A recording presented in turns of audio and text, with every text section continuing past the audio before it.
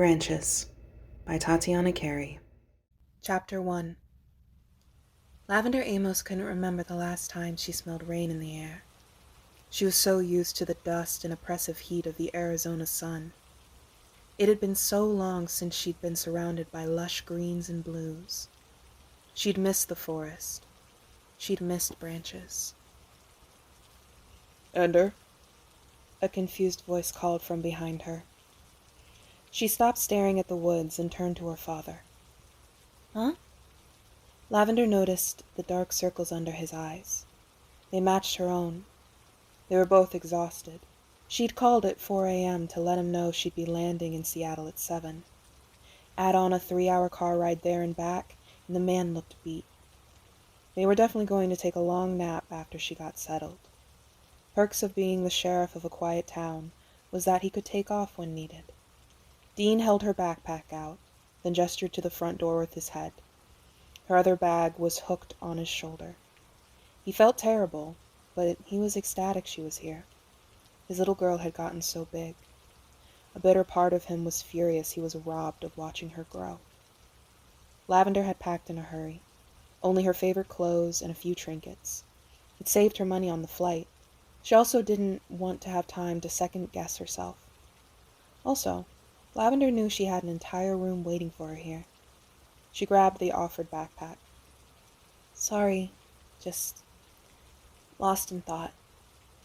Dean smiled. "I know.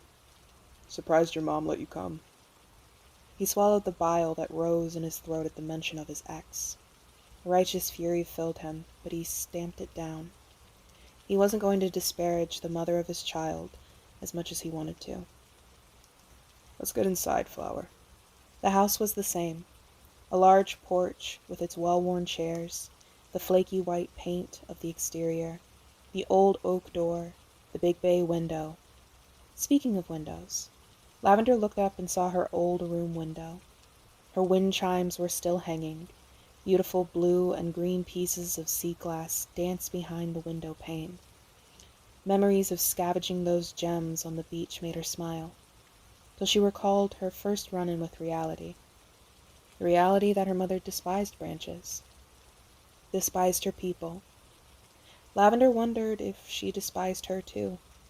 Probably, with how she'd thrown Lavender to the wolves. Memories she wanted gone resurfaced. Being dragged from the sand. She'd accidentally dropped Ethan from the force of the pole. Then there was screaming and yelling, the look on her grandmother's face, the wails of Ethan, being thrown in a car and driven miles away.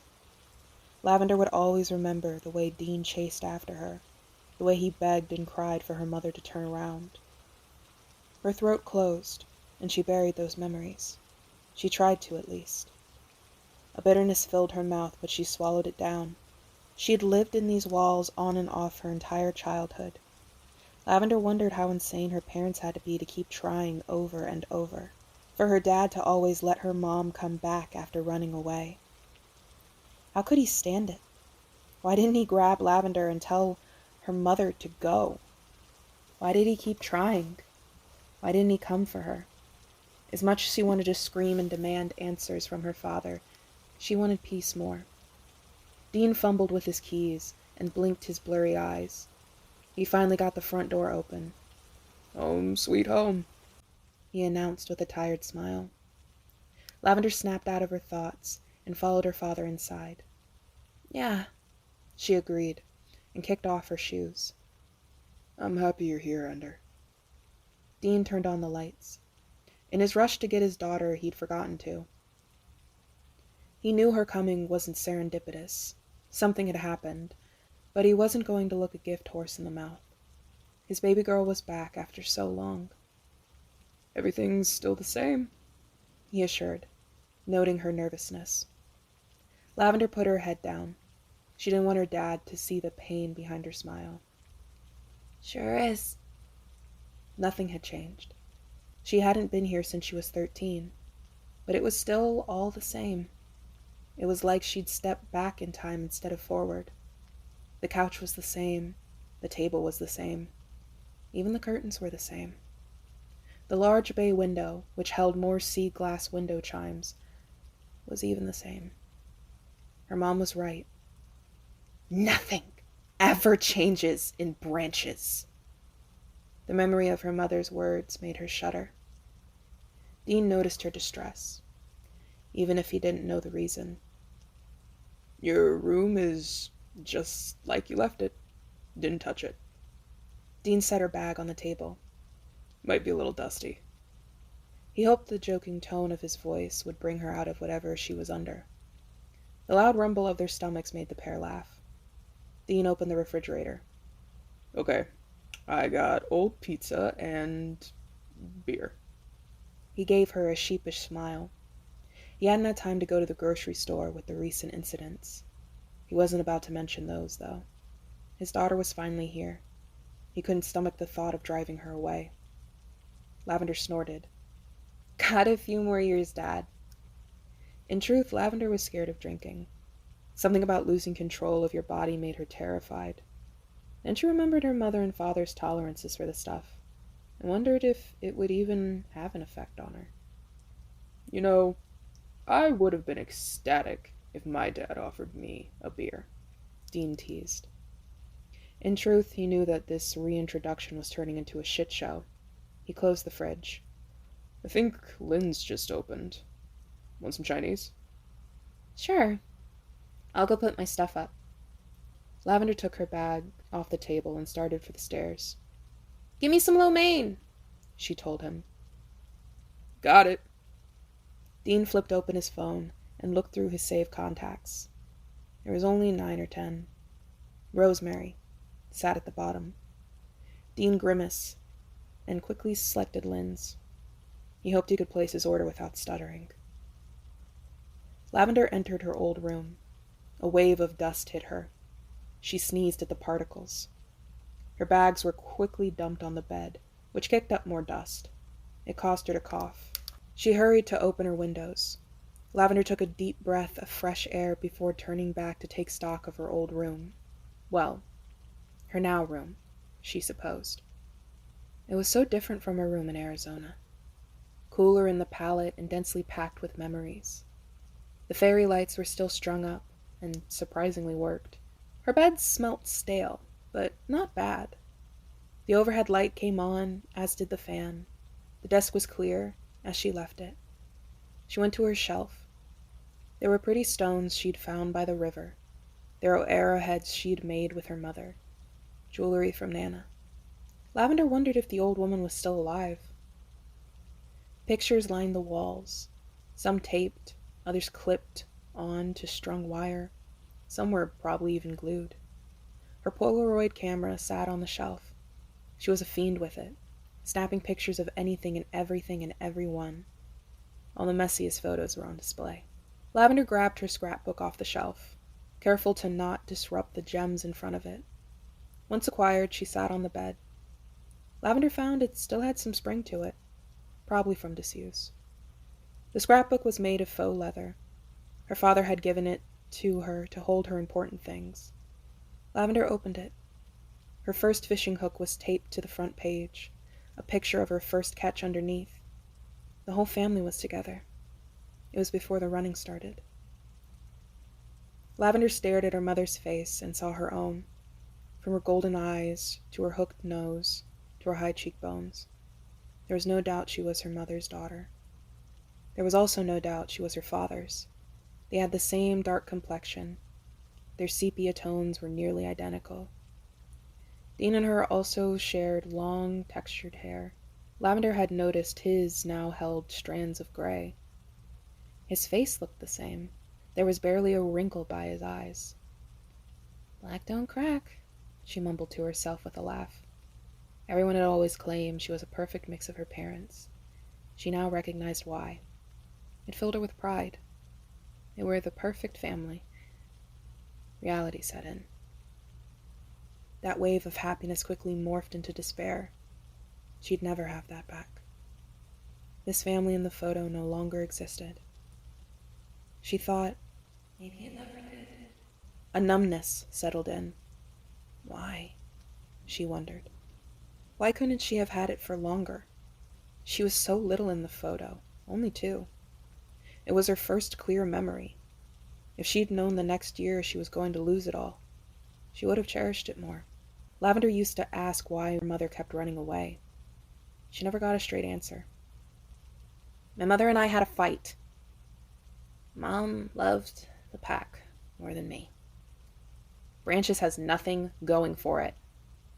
Why do you want to know those people? Why are you asking me these questions? Drop it, Ender! Lavender shook her mother's voice from her mind. Living here now, she'd find out soon enough. Hell, she could probably ask her dad. If Nana was still alive, she could definitely ask her. Lavender remembered the dark circles under Dean's eyes. She'd save her questions for later. Lavender turned the page and kept turning. She saw photos of her and Ethan. God, Ethan. Lavender could never forgive her mother for keeping her away from him. 4 years. She'd missed 4 years of his life. Sure, they talked on the phone every once in a while, but that wasn't the same. Lavender knew her mother did it on purpose. She didn't know why, but she knew. Ethan lived on the reservation. Whatever beef her mother had with the elders extended to the kids, too.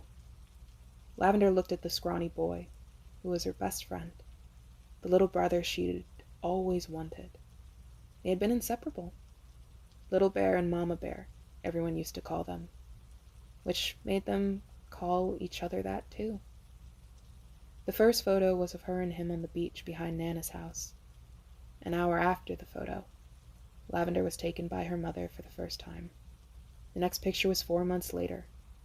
For a long time, Lavender's mom followed a pattern. A year here, 4 months gone. A year here, 4 months gone. A year here, 4 months gone. When she was 13, though, something happened. Lavender didn't know what triggered it, but the pattern broke. A year here, 4 years gone. Lavender slammed the book shut. She gripped it so tight the fake leather creaked. Hot tears pricked her eyes. What if Ethan and her were no longer friends? What if Dad didn't want her to stay? What if the tribe and Nana rejected her? Dean's voice cut through her spiral. Ender! Food's here! Coming! She called back. Lavender wiped her face. She left the book on her bed and raced down the steps. She jumped the second to last one, avoiding the horrid squeak it always let out. Hey, Dad? Yeah, Flower? Dean began taking food out of the brown paper bag. The look on her face made a pit open in his stomach. What if she wanted to go back already? He couldn't blame her. He didn't have the same resources as her mother. He didn't have the same ability to spend one-on-one time. It had been the reason he'd never fought for full custody in the first place. Is Ethan still here? Lavender picked at the oak chair nervously. Dean was relieved. Of course. Where else would he be? He smiled. Your little bear is safe and well, and very excited to see you tomorrow. Dean had texted Jerry about Lavender's arrival. His friend had been surprised, but let him know everyone was happy to hear she'd be coming back. Especially Ethan. Ethan had missed Lavender terribly. Lavender rolled her eyes, trying not to show the relief on her face. Leave me alone. She took her food and went to the couch. Her spot had firmed up while she was away. Lavender took it as a challenge to break it in again. Dean scoffed. Mama Bear. I can't hear you. Lavender began to eat her noodles. That nickname would follow her until the day she died. Yeah. Dean sat next to his daughter. He turned on the TV, making sure to avoid the local news stations. An old rerun of Star Trek was settled on. They ate in silence for a time. Neither of them wanted to break the peace they found themselves in. When the episode ended, Dean finally said, I'm happy you're here, Lavender. He turned to her, and she smiled. God, she looked exactly like her mother when she smiled. Lavender finally relaxed. I'm happy I'm here too. Dean wasn't lying. Ethan was excited. Mama! He screamed and jumped at the girl. Lavender was glad she had gotten that nap in. The boy was bursting with energy. She caught him, wrapping her arms around him. Lavender was strong and big enough to support his weight easily. It also helped that he was a twig. "Oh, little bear, I missed you." She gave him a squeeze and a few cheek kisses before letting him go. Ethan hopped out of her arms and began to run around her. "I can't believe you're back. I thought I'd never see you again. Oh, I'm catching up to you," he teased, and pretended to measure their heights. He was almost as tall as her. "Get bent," Lavender snickered, and lightly punched his shoulder. She couldn't believe how much he'd grown. "How old are you now?" 14. Ethan had that air of pride every teen held. The fact they were growing older was an accomplishment. It wouldn't be for a long time till they realized how both right and wrong they were. His birthday had just passed. To him, Lavender coming was like a late present from the universe. He'd missed her birthday too. Maybe next year they could celebrate together, like they did as kids. "Are you going to the town school?" Lavender asked. She hoped to spend her last year of childhood with him. Being 17 was surreal. "Nah, res." Ethan shrugged. "Tried town school. Wasn't fun." He didn't want to mention that he wasn't allowed to go to Branches' school. Lavender grimaced. That didn't bode well for her. "Not that it'll be bad for you," Ethan reassured. "Just little kids are cruel, you know?" He hoped his excuse hadn't ruined something before it even started. "You're a little kid," Lavender teased, hugging him again. Ethan rolled his eyes. Little kids." He nuzzled into her shoulder. Her smell was calming and made him feel safe. He'd miss feeling safe. His mama was home. Ethan noticed his father's eyes boring into him. The boy stepped back. "I missed you," he whispered, pouring all his love into the words. "I miss you too." Lavender ruffled his hair. "Anyway, start talking. Catch me up." Ethan beamed and began telling her everything he was allowed. Slowly he guided her away from his father's prying eyes. Ethan didn't want to deal with his frown or disapproval. The boy wanted to be wrapped in the warmth of Lavender's aura. The pack could shove it. He led her to an entrance in the woods, the way they'd always used as kids. "Be careful," Ethan's father, Jerry, called. The man's face was grim. Ethan huffed and rolled his eyes. "We'll be careful," he answered, and tugged Lavender into the trees. Lavender was confused, but followed Ethan into the woods. She looked back at Dean. He had a hand on Jerry, as if to hold him back. Before Lavender could ask any questions, Ethan began to ramble on again. His new friends, his crushes, his life. Not much had changed. He was the same little boy she'd left 4 years ago. He was definitely still clingy. The boy was practically fused into her side. Lavender didn't question it. She'd missed him too. Plus, she didn't mind. Cuddles were nice. Eventually, the words stopped and the fun began. They tossed stones and had a stick battle. They clambered over fallen trees and danced in mushroom rings. It was like they were little again. Lavender didn't know why her mother would ever want to leave this place.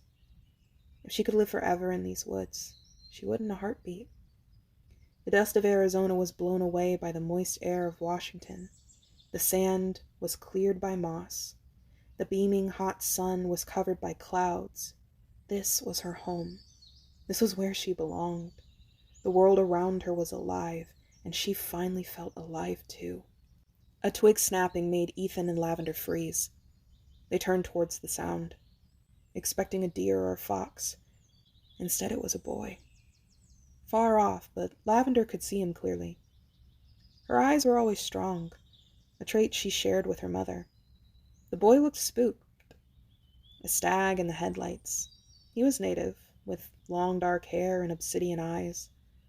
The air blew and she caught his scent. It was odd, faint, like he was miles away instead of a few yards. In her periphery, she saw Ethan was clutching a moss-covered stone. The boy looked like he was ready to fight this stranger. Lavender wondered if this boy was one of the bullies Ethan had mentioned. She looked at the boy again. He was still stock still, his black eyes still wide in terror. No, she couldn't see him as a bully, even if he was big. "It's okay," Lavender whispered to ease Ethan. Her hand reached over and took his. She turned on the charm she'd gotten from her dad. "Hi!" she called to the boy warmly. "What's your name?" The boy's eyes somehow went wider. He ran into the trees and disappeared into the greenery. His movements were so fast he looked like a blur. Lavender jumped. She let out an unsteady breath. That was wild. She wondered if he was on the track team.